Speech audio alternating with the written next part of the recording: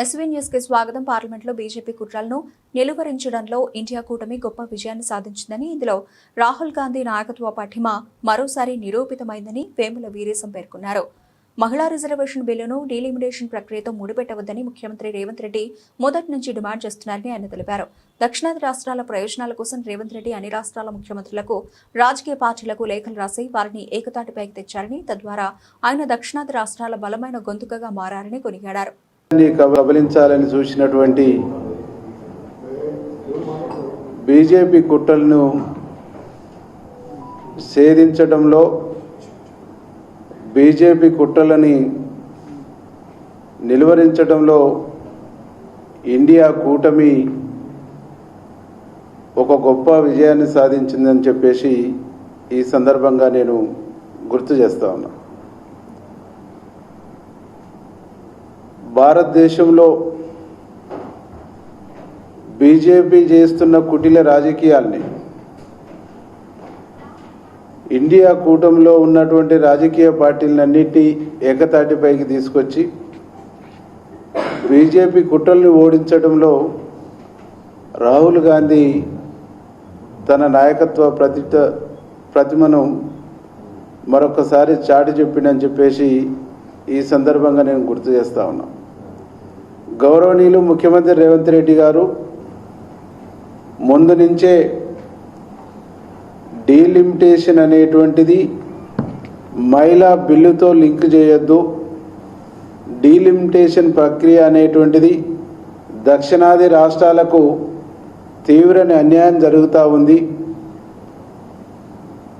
ఈ బిల్లును కాక దక్షిణాది రాష్ట్రాలకు, చిన్న రాష్ట్రాలకు అన్యాయం జరిగే బిల్లుని తీసుకొస్తే దక్షిణాది రాష్ట్రాలను, చిన్న రాష్ట్రాలని ఐక్యం చేసి ఈ బిల్లును నిలువరిస్తాం, అడ్డుకుంటాం, ఆపుతామని చెప్పేసి ఒక విజన్తో మా ముఖ్యమంత్రి గారు రేవంత్ రెడ్డి అన్న ప్రకటించడం జరిగింది. ఆ ప్రకారంగానే ఈరోజు దక్షిణాది రాష్ట్రాలకు ఒక బలమైన వాయిస్ వినిపించి, బలమైన వాయిస్గా తెలంగాణ రాష్ట్ర ముఖ్యమంత్రిగా మారింది. తెలంగాణ రాష్ట్ర ముఖ్యమంత్రి రేవంత్ రెడ్డి గారు డీలిమిటేషన్ ప్రక్రియ అనేటువంటిది జనాభా ప్రాతిపదికన తీసుకుంటే, జనాభా ప్రాతిపదికనే జరిగితే దక్షిణాది రాష్ట్రాలకు తీవ్రమైనటువంటి అన్యాయం జరుగుద్ది. దీన్ని ఆపటానికి, దీన్ని నిలువరించడానికి దక్షిణాది రాష్ట్రాలకు సంబంధించినటువంటి అన్ని రాజకీయ పార్టీలు ఐక్యం కావాలని చెప్పేసి అన్ని రాష్ట్రాల ముఖ్యమంత్రులకు, ఆయా రాజకీయ పార్టీలకు కూడా ఉత్తరాలు రాయటం జరిగింది. ముఖ్యమంత్రి గారి వాయిస్, ముఖ్యమంత్రి గారి వాదన నమ్మిన, విశ్వసించిన దక్షిణాది రాష్ట్రాల రాజకీయ పార్టీలు ఇండియా కూటమి మా రాహుల్ గాంధీ గారి నాయకత్వంలో నిన్న పార్లమెంటులో బీజేపీ యొక్క ద్వంద్వ నీతిని, ద్వంద్వ వైఖరిని ఎండగట్టినరు, తూర్పారబట్టినరు, బీజేపీకి బుద్ధి చెప్పారు. బహుశా భారతదేశంలో మోడీకి స్టార్ట్ అయినటువంటి కౌంట్ డౌన్గా మేము భావిస్తూ ఉన్నాం. మోడీ తీసుకొస్తున్న అక్రమ మార్గంలో, మోడీ ఒక దుర్మార్గమైన ఆలోచనతో, ఒక రాజకీయ కుట్రతో భారతదేశాన్ని ఉత్తరాది రాష్ట్రాలు కబలించాలి, దక్షిణాది రాష్ట్రాలని, చిన్న రాష్ట్రాలని బానిసత్వంలోకి నెట్టాలనేటువంటి ఒక దుర్మార్గమైనటువంటి ఆలోచనకు తెరదించిర్రు, తెరపడ్డది. ఇది దక్షిణాది రాష్ట్రాల ప్రజల చైతన్యం ముందు నరేంద్ర మోడీ తలవంచక తప్పలేదని చెప్పేసి ఈ సందర్భంగా మేము గుర్తు చేస్తా ఉన్నాం. ఈరోజు భారతదేశంలో దక్షిణాది రాష్ట్రాల నుంచి ఒక విజనున్న నాయకునిగా, ఒక శాస్త్రీయంగా ప్రతి అంశాన్ని విశ్లేషించే నాయకునిగా, ప్రజల పక్షాన, న్యాయం పక్షాన, నీతి పక్షాన, ధర్మం పక్షాన ఒక బలమైన వాయిస్, బలమైన వాదన వినిపించే లీడర్గా ఈరోజు రేవంత్ రెడ్డి గారు ఉన్నాడు. రేవంత్ రెడ్డి గారిని ఈరోజు భారతదేశంలో ఉన్నటువంటి అన్ని రాజకీయ పార్టీలు కూడా చూస్తున్నాయనేటువంటి ఒక విషయాన్ని కూడా ఈ సందర్భంగా మేము గుర్తు చేస్తాం.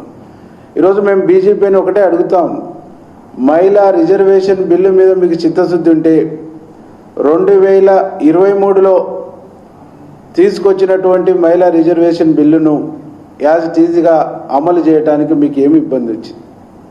దానికి డీలిమిటేషన్కు లింకు కలపవలసినటువంటి అవసరం ఏమొచ్చింది?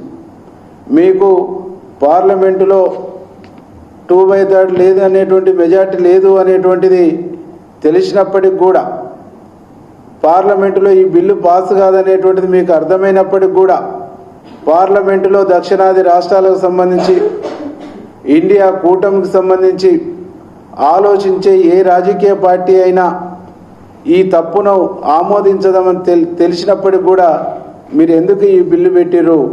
ఈరోజు తమిళనాడు కానీ పశ్చిమ బెంగాల్ కానీ జరుగుతున్నటువంటి ఎన్నికల్లో లబ్ధి పొందటానికి, రాజకీయ ప్రయోజనం పొందటానికి ఈ బిల్లును బూచిగా చూపించడానికి పెట్టిరు తప్ప ఇది మీకు మహిళల మీద ఉన్న చిత్తశుద్ధో, మహిళల మీద ఉన్నటువంటి నిజాయితో, మహిళలకు చట్టసభలలో స్థానం కల్పించి వాళ్ళని గౌరవించాలనేటువంటి ఉద్దేశంతో మీరు పెట్టిండ్రు అనేటువంటిది ఈ రాష్ట్రంలో, ఈ దేశంలో ఉండేటువంటి ప్రజలు నమ్ముతలేరని చెప్పేసి ఈ సందర్భంగా స్పష్టం చేస్తాం. ఎందుకంటే 46 సంవత్సరాల బీజేపీ చరిత్రలో ఒక్కరు కూడా ఈ దేశ అధ్యక్షురాలుగా మహిళలను ఒక్కనాడు కూడా పెట్టినటువంటి దాఖలాలు లేవు. ఈరోజు వాళ్ళ పార్లమెంటు బోర్డులో 11-12 మంది ఉంటే ఒక్క మహిళకు మాత్రమే స్థానం ఇచ్చారు. వాళ్ళ సైద్ధాంతిక బేస్ అయినటువంటి ఆర్ఎస్ఎస్లో నిర్ణయాత్మకమైనటువంటి కమిటీలో ఒక్క మహిళ కూడా ఉండరు.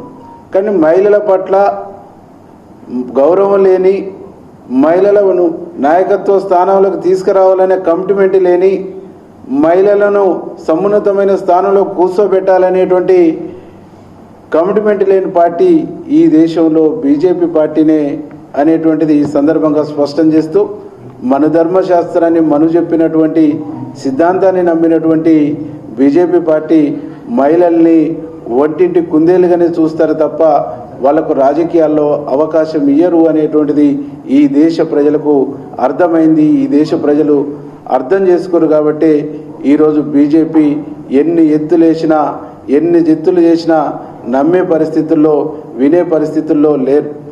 నిన్నగాక మొన్న నరేంద్ర మోడీ మాట్లాడుతూ అన్నాడు, ఈ చట్టం, ఈ బిల్లు ఆమోదం పొందకున్నా మాకు నష్టం లేదని చెప్పింది.